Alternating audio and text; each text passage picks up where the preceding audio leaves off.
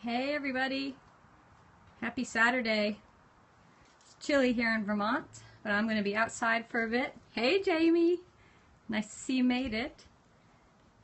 Jamie, will you share this with me so I can put it on my iPad? This is my setup. I'm going to be making a glaze.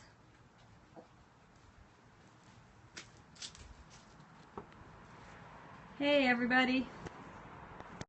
Back on me. Hey, good morning. I'm going to be making a glaze today. In my kiln shed, because I don't make glazes inside. Hey, thanks for joining. Someone want to share this for me, and I'll put it on my iPad, that way I can hear. Hey Sharon. Hey. Yeah, so I'm in my kiln shed. Yeah, thanks Jamie. Jamie's busy doing stuff, so let's see. Sorry, I'm gonna get this up. There we go, we're good. Alright, so I'm gonna start with a mini tour of my kiln shed, so I'm gonna flip it around so you guys can see.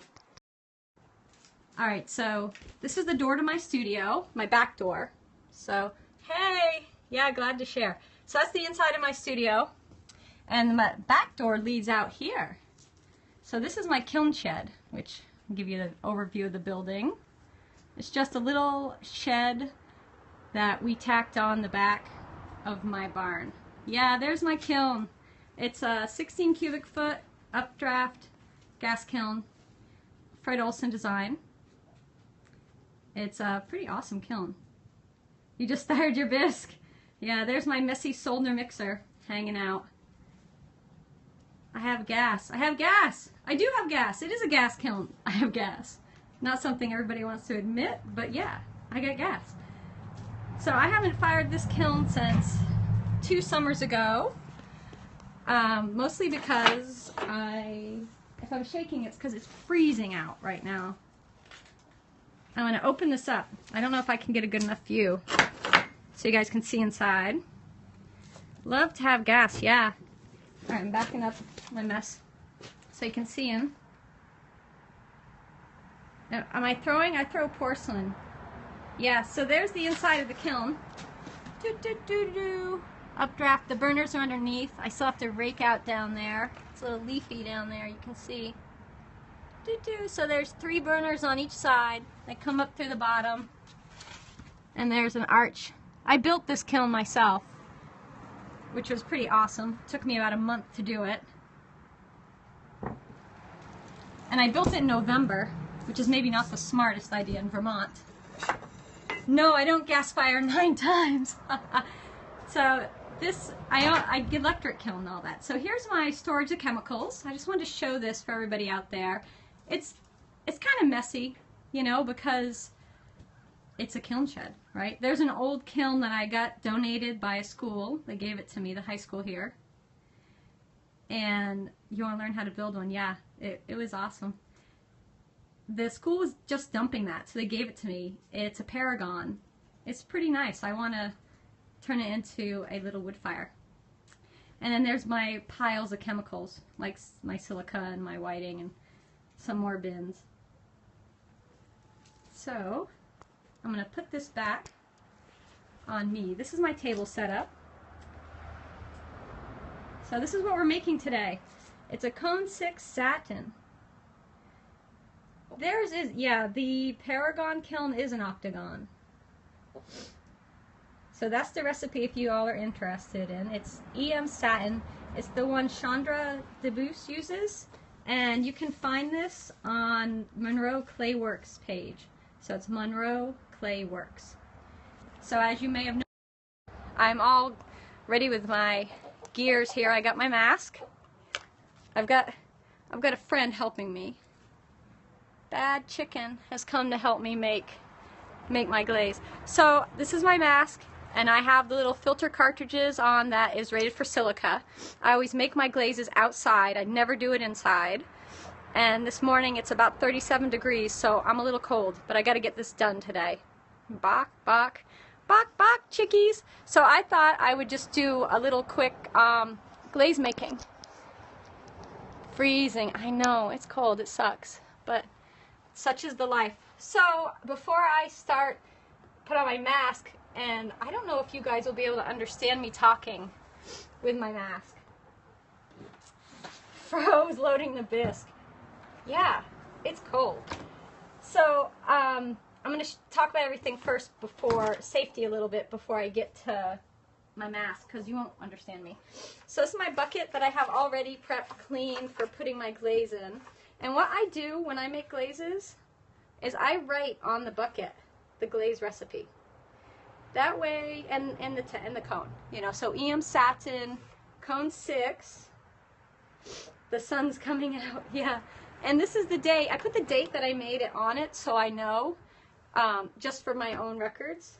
Yeah, and the recipe's here because I do have it in a book inside, but what happens is, you know, the glaze will run low and maybe I can't find it and whatever, life, chaos and such. So it's here on the bucket. Yeah, so it's good to go. So that's ready. Bucket's ready. Now, I'm going to be making a half a 5-gallon bucket today to use. So if you saw, I don't know if everybody out there knows about glazes, but when you get a glaze recipe and you're making one up yourself, everything's measured in grams, and so you'll have 21. Well, to make a 5,000, the numbers of the measurements exactly, add to 100, right? This one doesn't add to 100, it's 21 instead of 20, and then the bentonite is the addition. So you got to add 2 decimal points after to get to a 5-gallon bucket. So 21 has to become 2100, 20 has to become 2000. So I've already done that conversion here on my paper. Is it better if I hold it up or leave it flat?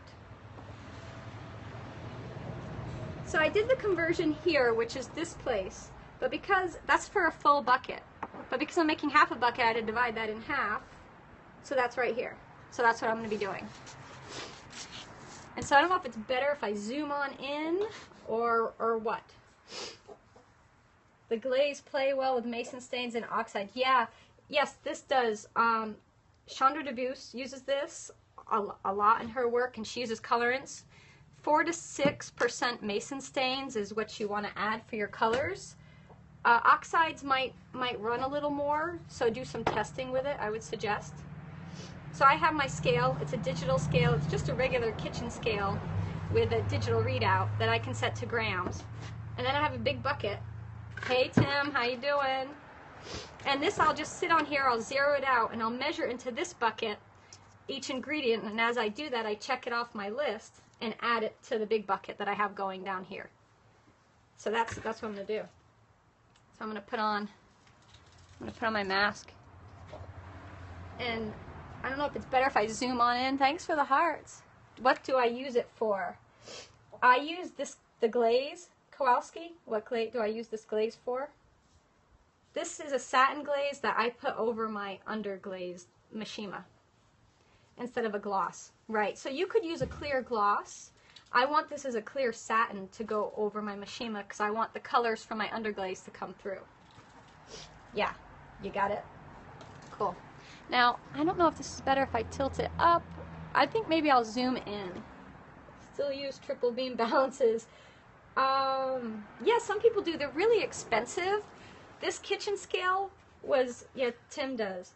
So I got this on sale at a store for maybe $10, guys. So do your math, right? A triple beam balance would be awesome, but Amazon making it harder. The digital is good. Is the glaze food safe? Well, yeah. I mean, it's silica, nepheline cyanide, whiting, EPK, a frit, and bentonite. There's really nothing. Yeah, mine goes to 0.1 grams. So right now it's at 0.0 is what I have on my measurement. Food safe, right. We don't need food. You're going to put food in that? Yeah, this one's pretty good. Actually, this is the CJ4000 it's called. It's made by, who the heck made this? Maybe I got this on Amazon. Once I bought a really nice one, and then all the others after were cheap. Cancer is yummy. People cook. Do people eat? People are eating? Yes. I will hold up this recipe. Would it be better if I turned my camera around so that it was looking at it upside right? So it's EM satin, Judy. And if you screenshot it, I'll hold it up a little higher maybe. If you screenshot it, you'll get that. And if you can read my messy writing. Okay, so it's 4 to 6% mason stain if you want to add colorants. And I would test that first, but what I'm doing here is just the clear. So I'm not going to put that on. So I'm doing my mask. I'm going in. Ready? Can you still hear me? All right, so I'm going to start with the silica. And I'll measure it into the bucket, and then after I dump it in, I check it.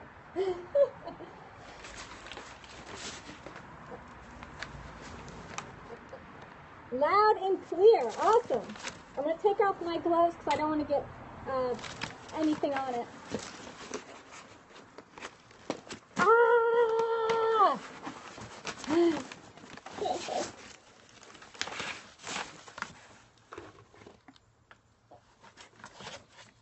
Actually, this bag's almost done, so I'm gonna... And my purple mask. No. Pottery Honda, I put the dry in together, mix it up, and then I add the water to that. So that's, this bag of silica is empty. I have another bag that I have to use.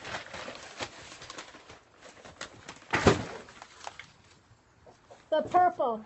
Purple. These are purple. I don't know if they're reading as pink, but they are purple. I wear it. I do. If you're going to make your own glazes, you have to wear a mask. So I need 1050. I'm a little over. I'm going to pull some out. Yeah, I like the pretty colors too. 47 and a half, 50, and then it jumps to 54. I don't know. 49.5. Let's see if we get 50 on the dot. Yep. 1050. So I'm going to dump that in my bucket that I have down here. And then as I do that, I always cross it off, because if I don't, I will forget I did it. Nice red check. Done. It's in there. So next is my nepheline cyanite.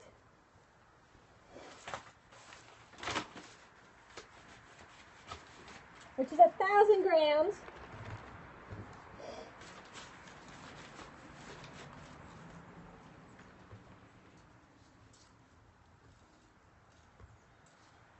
Good of Nephi. I love nepheline cyanide.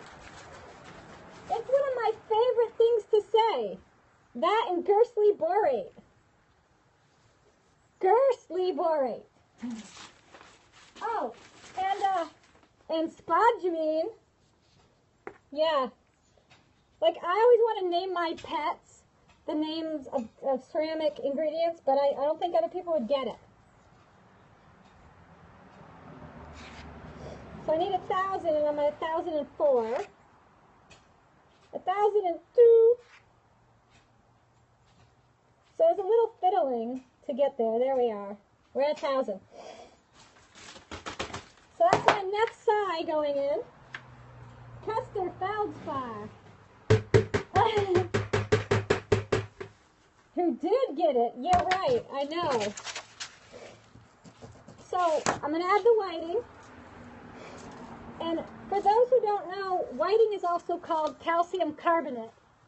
So if you aren't familiar with whiting, it's also calcium carbonate. Just putting it out there.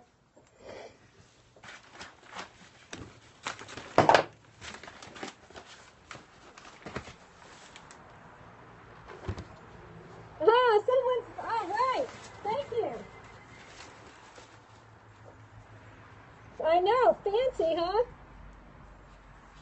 That's right. I have you guys keeping me on the line. If I mess it up, let me know. So 9:35. test them out. This is actually a really simple glaze, and there's not a lot of ingredients. 10.5. No, I'm good. It's a little distracting. All right, so that's my whiting. 1,000 grams going in. I'm checking that off. So we just got 3 more things. The chicken's right here by my feet. Can you hear? You see her? Her tail's right there. Wait, it's this side. She's gonna hang out. Chicken! I am freezing, but I gotta get this done. Okay, EPK. Yeah, she's a good girl.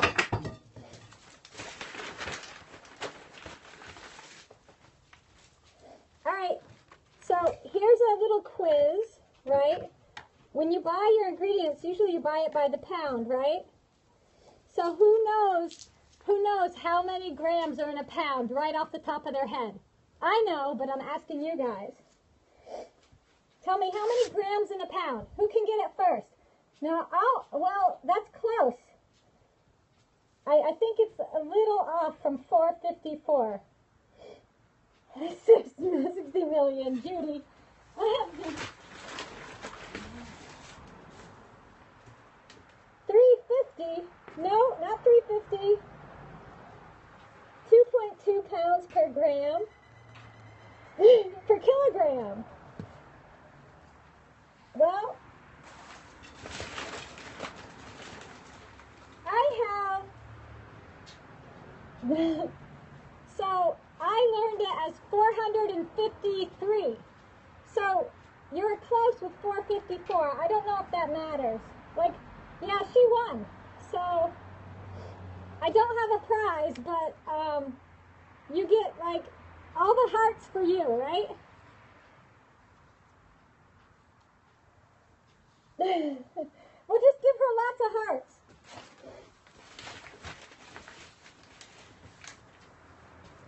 So 850, we're going to 1,000. 1 to 10. Yes, pride, right? Yay. Almost there. 56, 70. Oh, I need 2 grams. I'm 2 grams shy.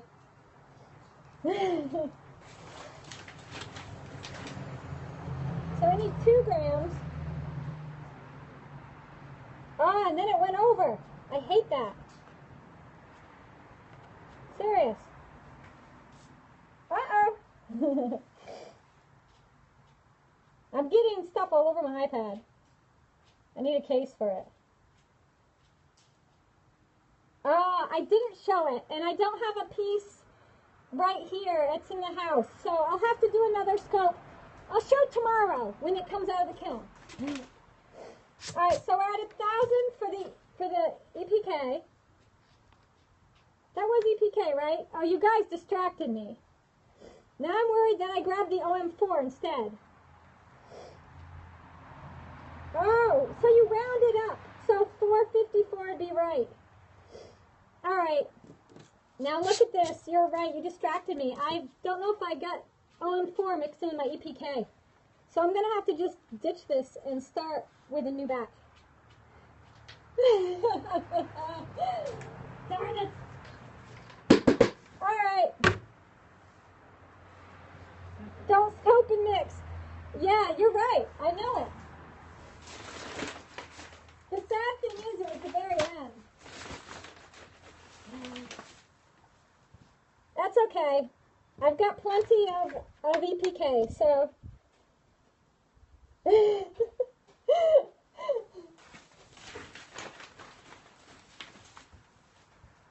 It's all right.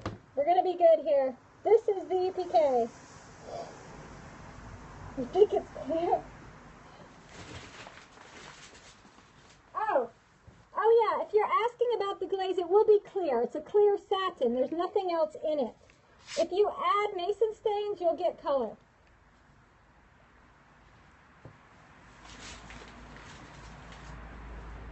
But it's not a dry satin. It's a nice smooth satin.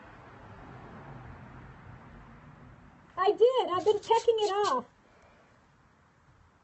Right. But what happened is my EPK and my OM4 are right next to each other, and I put the scoop in the wrong bucket. Clear. Right. Clear, not white. Right. This is a clear. For white, yeah, this is supposed to be a satin clear.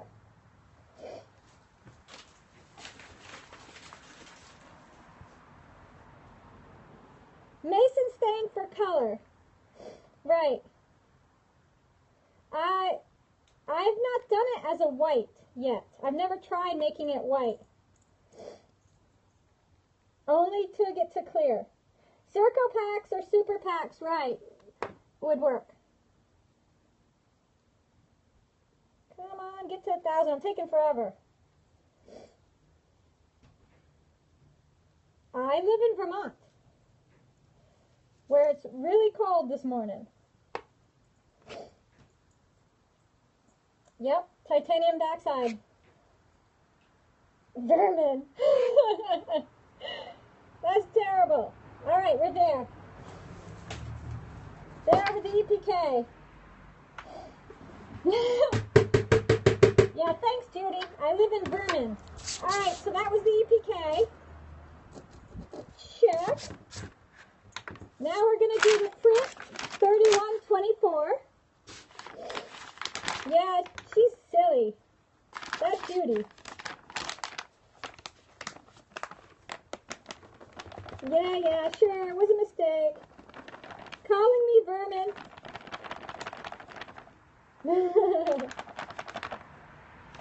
Yeah, it's a good one. Rat. Ridiculous.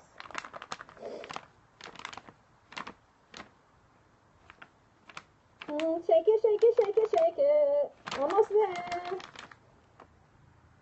50.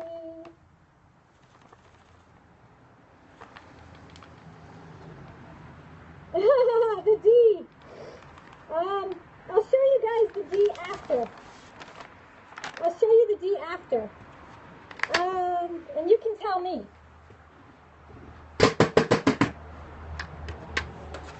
Ooh, wow, dusty. So that was the print. And last is the bentonite. And that's 100 grams.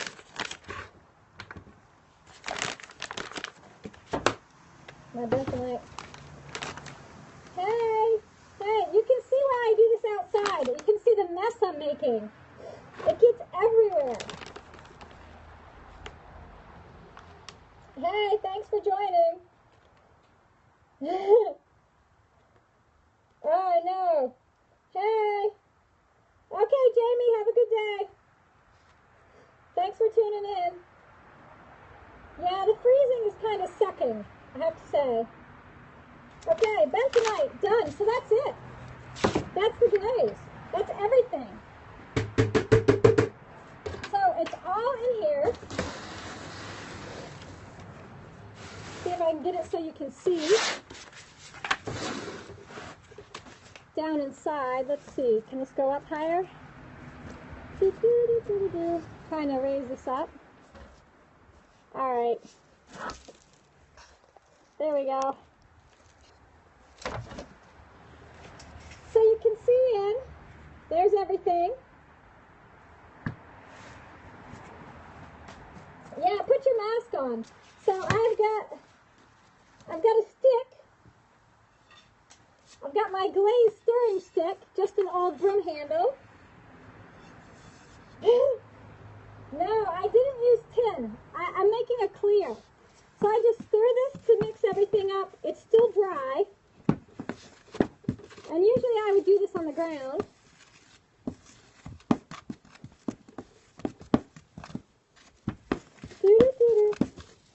All right.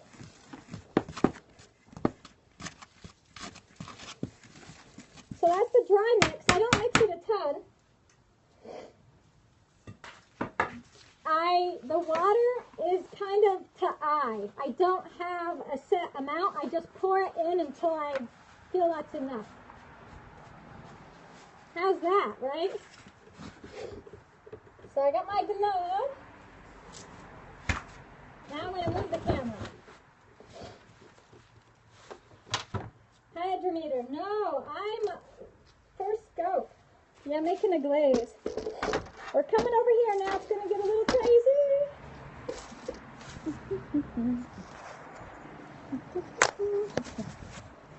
I'll put you over here. All right. I'll use it right today. A line test. Cool. Yeah, I'm going to put water in this right now. I'm going to add the water. And then I'm going to mix it up. And then I'm going to go glaze some stuff with it. Yeah, but I usually add too little water first. So let me get my bucket of water.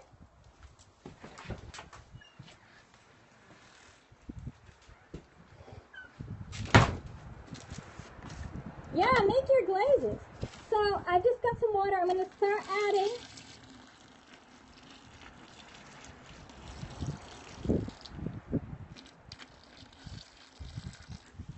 Yes, I do. I live in Vermont, so I have well water. So I've got some water in there. I can mix it about. And you can see that's way not enough.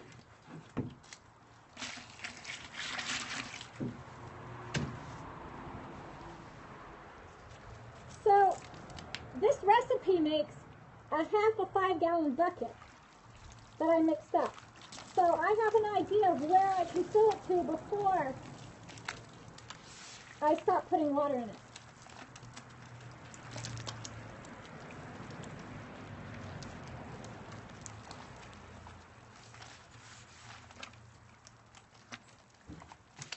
And I need more water.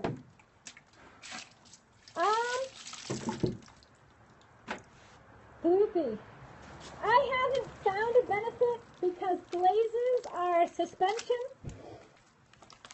not a solution. Glazes don't dissolve, but I haven't really seen it be different.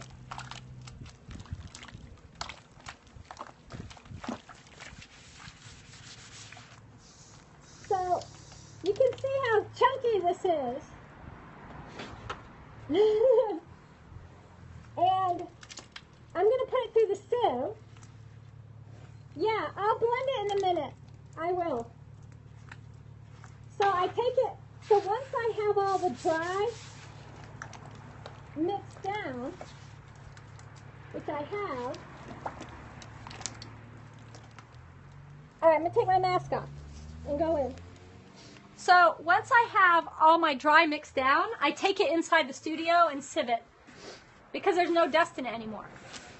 It's just wet and gloppy. So I'm going to take it in there and sieve it through my sieve. Do you guys want to see the sieving? We can go ahead and I can sieve it, or we can cut it off. We can end the scope. Your call. All right, hold on. It's going to take me a second to get all the stuff in the studio. But I'll make it more entertaining. I'll turn it up. So this is after mask. This is what mask does. Sieve that baby. Yeah, this is the mask does to my hair, my everything. So I'm going to take this in. 80, 60, yeah. So I'm going to use, actually, I use just an 80. I don't use 2. I don't do a smaller and then a bigger. I only use the small. So we're going in. Let me get you.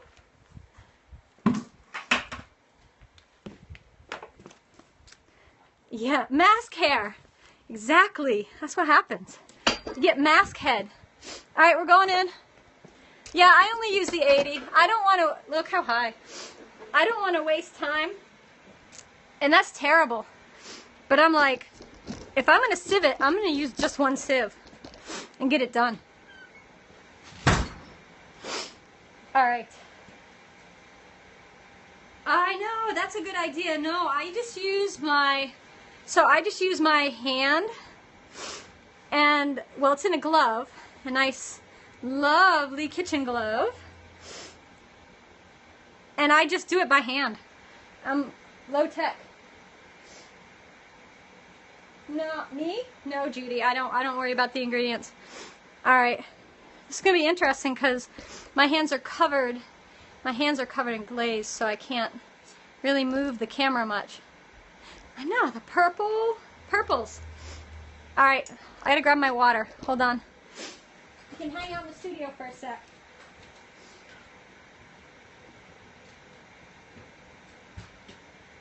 And this glaze isn't going to be hard to sieve. There's no big chunks.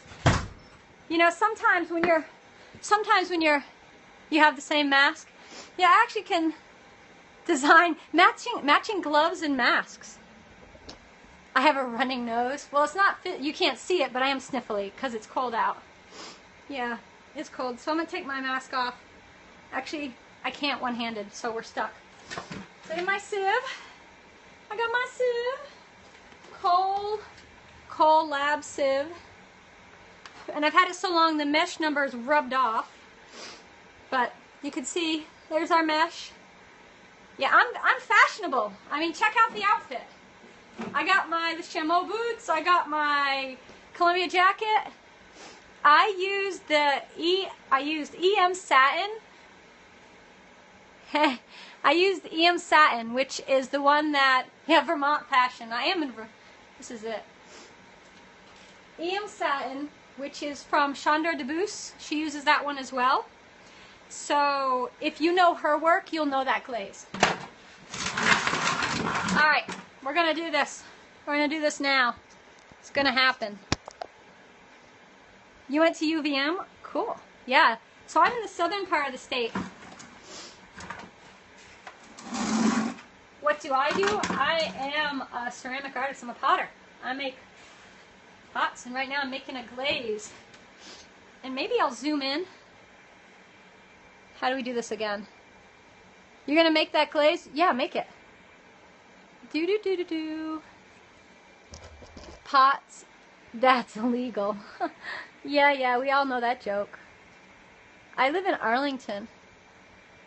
Oh, and then hit the focus. Can you guys see that? Is that blurry?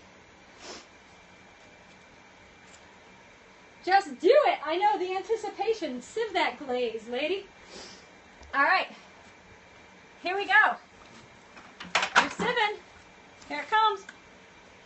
Here comes the glaze. Here's the pour.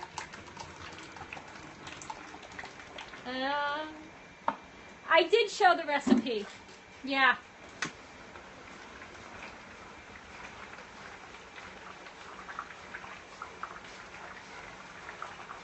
You hate this part. Brian Putnam, possibly. Torpedo factory. I don't know about that. There's a lot of Putnams out there. My mask's getting in the way. Yeah, you know what though? If you look, this is really going through quite easy. You see how easy that's pushing through? You know, if you guys make glazes, you know that Cornwall stone is a pain in the butt to sieve. And, what's the other one that's a big pain? Zinc oxide. Yeah, and zinc oxide tends to get hard and crumbly. Somebody did a trick where yeah, Cornwall is a pain. You know, when I first was learning to make glazes, I was an undergrad student, and I did it without the glove. Like, we didn't have gloves. We just used our bare hands to sieve glazes. Like, who does that?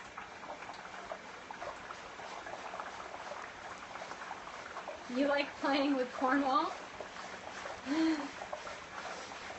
I know, we didn't wear masks. We didn't wear glazes. We didn't do anything because our professor didn't think, oh, I don't dry sieve. No, I mix it with I dry mix it first with a stick or my hand in a glove. Yeah, a brush is good. This really smushes it through. I mean, you can see this is honestly nothing. This is honestly nothing. What do I do? I is that directed to me? What do I do? This is a ceramic glaze. It will go on clay. I make pottery, you know, ceramics.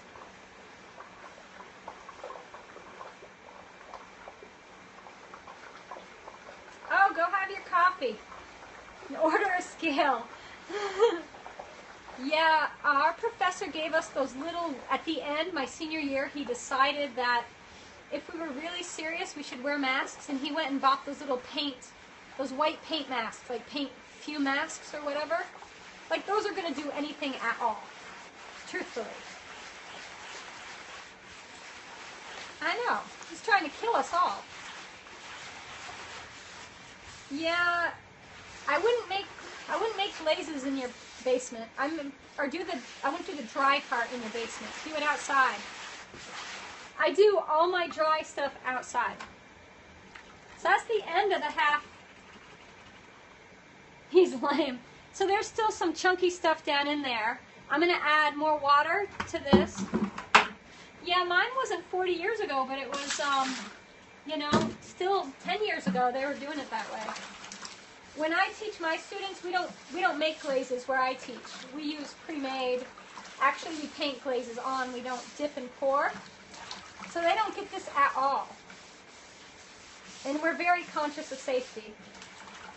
All right, so I've wiped the bucket down quite a bit.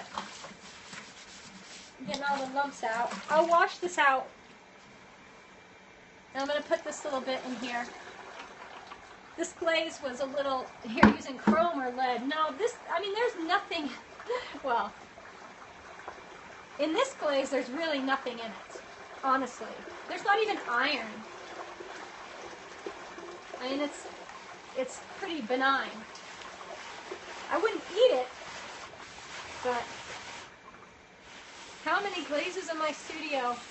Well, I have cone 10 for my gas kiln, and I have cone 5, 6 for my electric. And currently, I'm making a glaze, and I just sieved it through the first time. So I have right now about 1, 2, 4, 6, 8, 10, 12, 14 glazes for my cone 10. And for my electric, I have 10, 12, 14, 16, 18, 19. Yeah, this is 20. This is number 20 I'm making. It's a problem, like the too many glazes. All right.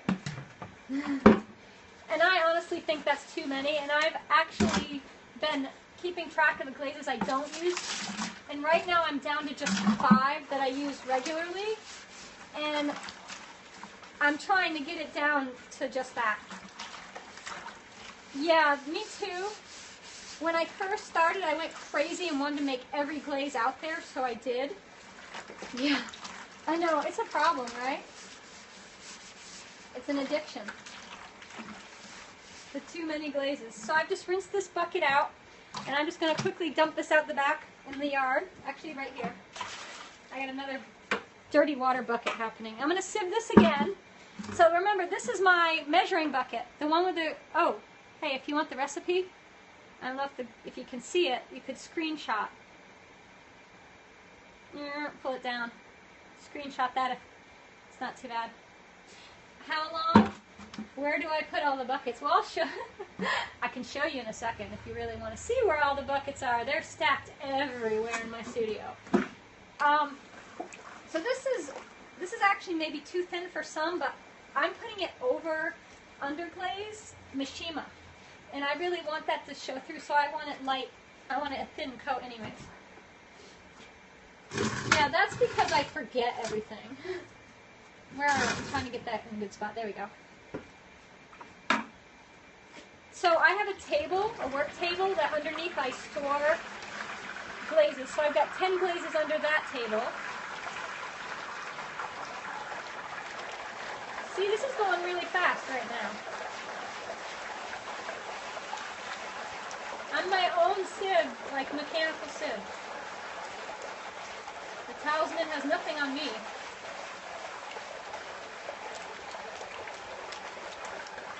You spray big? I sometimes spray when I do big pieces. But I haven't done big, really big in a long time. Like 5 years, maybe? I don't measure the specific gravity. You know, the glazes I use, I've been using for a while, so I know them, and I know how thick they need to be just by looking at them. Right, the danger is breathing in the, shred the gloves. These are really thick, but they don't last. They get brittle and tear after a few uses. These gloves. Alright, so this one's done. So I'll show you how I check my glaze. I check my glazes, not measuring for specific gravity. Now I want this to be thin, and it's going to cover, there we go. It's going to cover the underglaze Mishima, but I don't want it thick that it clouds it up. And sometimes if a clear glaze is thick, it'll go cloudy. So the way I measure, the finger test, you got it. So I'm going to put my hand in, and I take it out, and you can see my fingernails.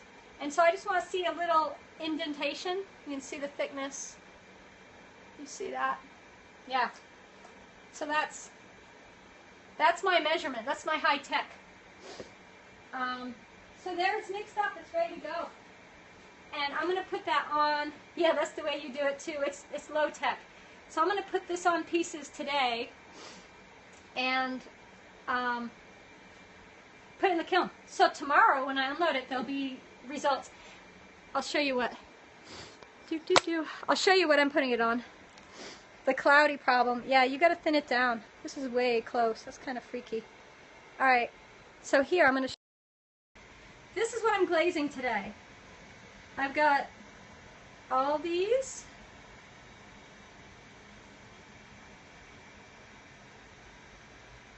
How long? Yeah, flasks. Flasks. I'll use this glaze immediately. Like right now. So I'm glazing those. Yeah, they're gonna get luster after. Yes. Corks for stoppers. Yeah, and then the other thing I'm doing, well, let me show you the glaze storage. Who asked? So there's my work table. And here's some glaze storage. This is dip. I'll dip that. And it's got other stuff stored on top of the glazes because I don't use those glazes hardly at all. If you look at my profile, you'll see it. My periscope. And these are where I have my other glazes. So it's kind of, yeah, that's a lot of glazes. And then I do sometimes buy commercial glaze in there. Okay, turn up that bisque. And then these are my underglazes hanging out on the top. I've got a lot of stuff happening. And there's some more, my slab roller. Bye, thanks for tuning in. And there's my electric kiln. And here's the other glazes. The Cone 10 glazes live over here. I do, it's on my profile as well. Someone asked about the D. We're gonna go see the D. Yeah, my studio's a barn. So thanks for the hearts, everyone. So I was doing this wedding plate. I'm going to do it in cups. I don't know if I told you there was matching cups for it. And I had a problem with the D. Is Tim C still here? Look, I put a D over it and he said it would go too dark. And look at that. It's way too dark. No, I think I got to redo it, you guys. Look how dark that D is. D's nuts.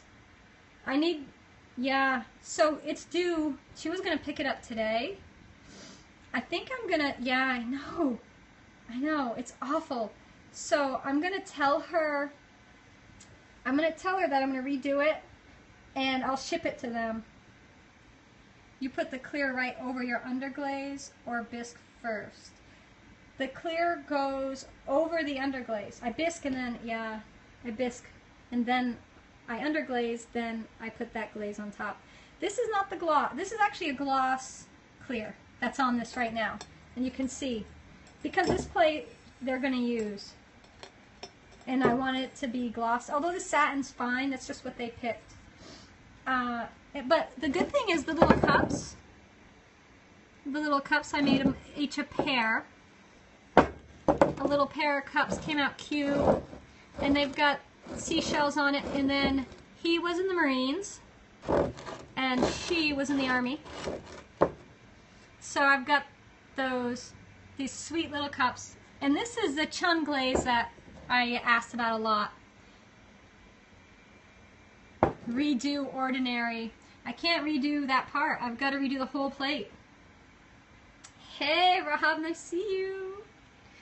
Yeah, so we're talking about my problem here with the ordinary. I tried to fix that D and I couldn't. So I'm gonna just redo it for them at my expense. And I don't have a lot, but I do have a few. Yeah. So anyhow, the cups I'm more excited about, you know. And then these decals were laser decals that I printed out on my laser printer from my own drawings. So I drew these, and then I printed out a sheet, which is what this is what they look like before I put them on. So here's a sheet of laser decals that I did, and then I stuck them on, and they look black here, but when you fire them, the iron comes out and they turn brown. So that's it. I made my glaze. I'm gonna turn this around. I made my glaze. I'm gonna go glaze all those flasks and everything, and just redo ordinary. And no, it's not a T, it's fairy tale, right? That's all good. No, look. I'll put it back. See? It's fairy tale, so that's good. It's just ordinary is the mess up, because I tried to redo the D and refired it. I've got another plate. I got another plate. I'm gonna do the underglaze on that, and I'm just gonna go with it. It's gonna be fine. It's just now she won't get it until I'm just gonna ship it at my expense. So, but anyhow, you'll do a new scope after the weekend? Okay, cool. Yeah, this is it. I'm not gonna scope again on Monday. I got a ton of stuff. Well, maybe tomorrow I'll do a quick scope. I might. We'll see. But I'm going. I want to thank you guys for tuning in and watching me make some glaze, and I'll let you know how it turns out. Alright, thanks guys. Bye. See you later.